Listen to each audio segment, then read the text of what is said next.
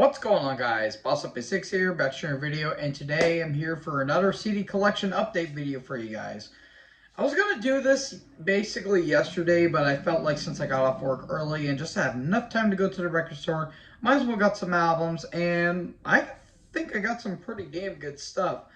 And I know if you guys are like a little bit, tired of these collection update videos, sorry, but I really like collecting albums and yeah, without further ado, without wasting time, let's get into these albums. So, I have a pair here from, if you guys can guess it already, Anvil. I have Worth the Wait that came out in 1982 and Plenty of Power that came out in 2001. Yeah, more Anvil.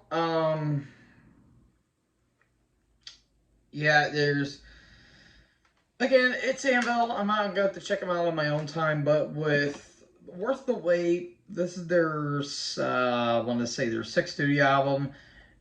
And I mean, it looks all right. The first track is called Infecticide. Okay, that kind of feels like the follow up or the bastard brother of Feticide off of Carcass's Putrefaction for some weird reason.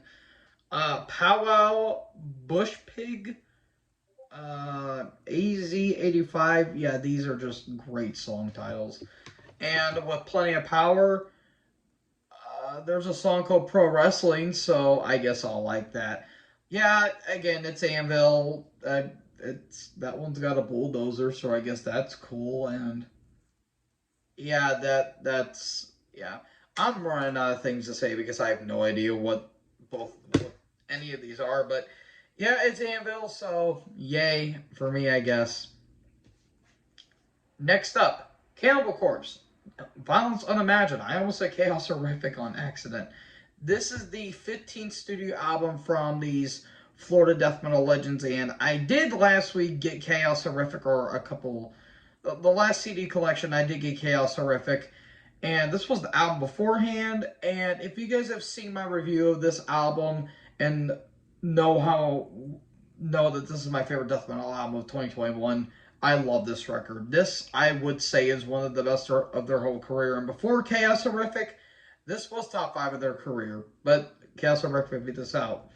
This is just an absolutely amazing, amazing album. And I mean, I don't know if I want to show the inside album artwork because I might actually get demonetized for it. But just beautiful stuff throughout this entire album. It was the introduction of Eric Rutan being a full-fledged member after the whole Pat O'Brien situation, and just top to bottom, fantastic songwriting. The opening Murderous Rampage is one of my favorites. Necrogenic Resurrection, Inhumane Harvest, Condemnation Contagion, Ritual Annihilation, Follow the Blood, Servants of the Flame, Surround Kill Devour, one of the catchiest songs of the band's entire career. This is a top to bottom awesome album, and yay, more Cannibal Corpse. And hell, even the guy that runs the record store, he says he's wanting to get more Cannibal Corpse, but they just haven't found any copies. So I'm glad I got this while I can. This is a damn good album. Despite my flaws with the production, this is still a fantastic album. Highly recommend this. Gorgoroth. Oh boy, I apologize if I mispronounced this wrong. Quantos posut ad satana tantum trahant. Oh boy, I severely apologize for the butchering of that translation, but for the translation, but in Latin it stands for "they draw as many as they can towards Satanism." This is the 8th studio album from this Norwegian black metal act, and I hear this band always gets overlooked. Like, I feel like this band always gets name checked, but really doesn't. They just get name checked, but no one really talks about them. And I mean, their early outwork I think is flat out phenomenal. Some awesome Bathory-esque black metal. And then they got a little spotty during the 2000s with Gall and King of Hell and all that stuff. Yeah, it's just it's yeah, it's really odd. It was a really weird time, but this is a great return to form album. I was jamming this album on the way here, and songs kick absolutely ass. This does have the debut of Tomas Asklund from formerly Dark Funeral, Dissection, and Infernal on drums, and of Frank Watkins, the late great Frank Watkins of Obituary and Immortal. He's on bass on this album, and this returns as well as Pest on vocals, who has been on the band since 1998 on the album Destroyer. But top to bottom, this is some killer stuff. The opening track in Euthanasia has this really cool groove, like march to it. It's really damn cool. Prayer, Rebirth's really good. Building a Man, New Breed, Satan Prometheus. That's a damn good song as well. This is a killer album. Like really damn good. I do highly recommend it for those black metal fans, and for those few fans of Gorgoroth, that I feel like you guys are missing out on a lot of damn good stuff. So yeah, check this one out. Iron Maiden, Number of the Beast. This is the third studio album from these heavy metal icons. You guys saw my ranking of Maiden. You guys know I'm not a big fan of this album, and unfortunately, I'm still not. Look, I understand this album's popularity, and I'm not even going to call this album overrated.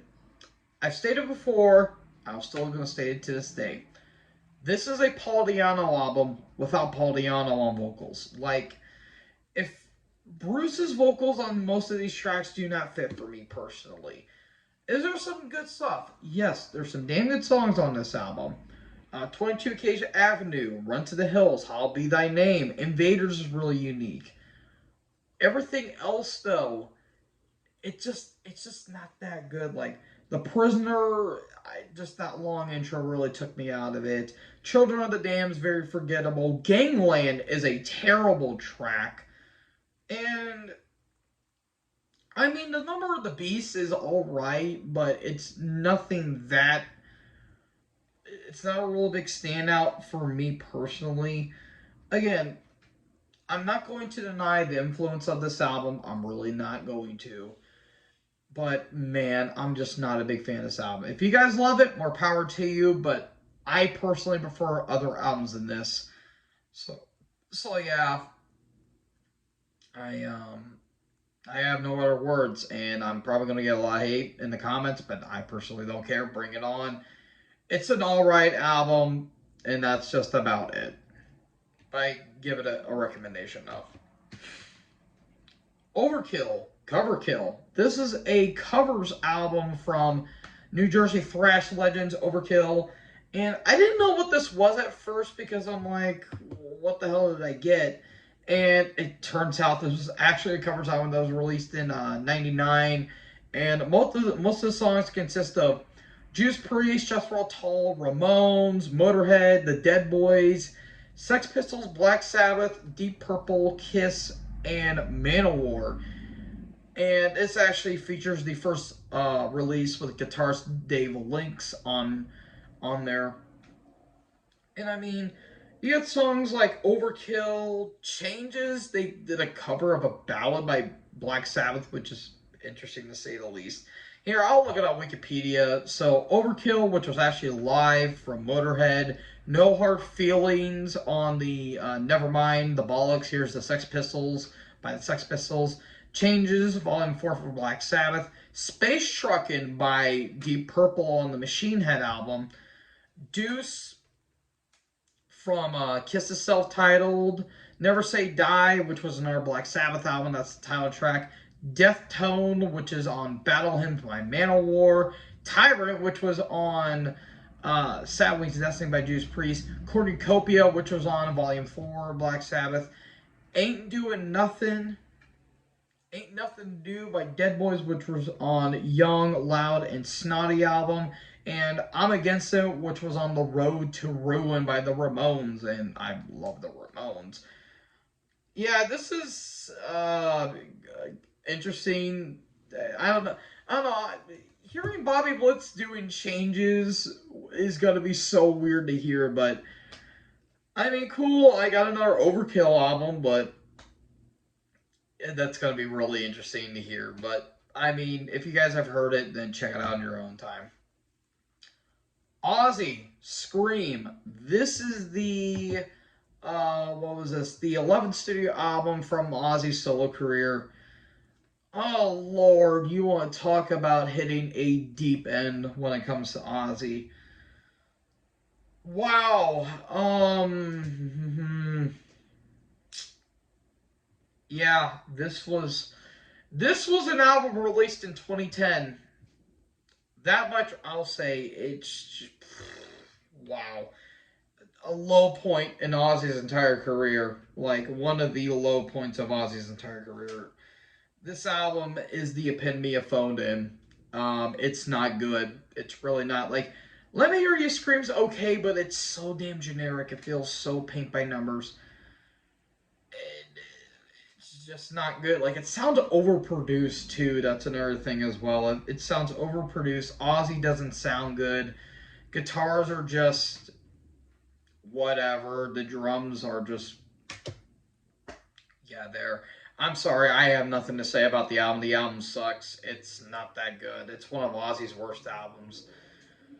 But it's not even the worst Ozzy album, in my personal opinion. I might get to that one day, but yeah, it's not really good. Maybe besides Let Me Hear You Scream, that's put it mildly. It's not that good of an album. Finally, we have Van Halen, Diver Down. This is the fifth studio album from this American hard rock, legendary hard rock act. And I did get to both the Van Halen albums, the self-titled and the Van Halen 2, and for Unlawful Carnal Knowledge in 91, and Balance, which was actually released in 95, not 92. I don't know why I said 92. But I got another Van Halen album, and, I'm not the world's biggest fan of them, but I do love Eddie Van Halen and Alex Van Halen as well. And this has some classic songs like Where Have All the Good Times Gone, which was actually, believe it or not, a cover of, who was it the cover of? It was of, let me check real quick. It was of the Kinks, which was kind of a depressive, like a depressive rock act or something like that. But they made a depressing ass tune catchy. I don't get it, but there you go there. And of course, you got Pretty Woman, Dancing in the Street, Hang 'Em High is pretty solid. And hell, even in 22, they said that this was named number 3 in the top 20 in the 25 greatest rock guitar albums of 1982. So, yeah, there you go there. And yeah, I mean, again, I'll have to fully check this one out and see how it is. But there's a couple I guess, cover songs, because there's what, 4 cover songs I want to say. Um, yeah, because Pretty Woman was actually written by Roy Orbison, and Big Bad Bill is now Sweet William. That was written by Milton Agar. Dance of the Street was actually written by William Stevenson, and Happy Trails was written by Dale Evans. So, um,